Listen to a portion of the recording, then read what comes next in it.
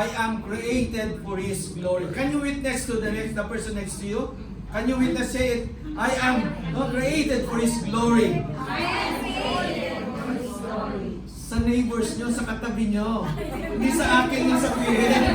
Okay, again. Kayo talaga. Pangalawang paano ko pala. I thought you're excited to listen. Okay. I want you to testify to your neighbors. And who is your closest neighbor today? The person beside you. Okay, can you tell them, I am created for His glory. Ayan. Praise be the name of the Lord. Hallelujah. Isaiah 43 verse 7 said, everyone who is called by my name, whom I created for my glory, whom I formed and made. There's only one creator, and that is Jesus. Everything through Jesus. Amen. Amen. Hallelujah.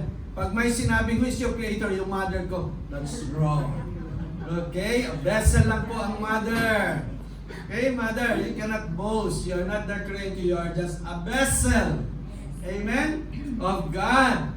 Para mailabas yung magandang wannabe. No? Gwapo nga. Satis. Magandang sister. Welcome pala sister yung no, lahat tayo.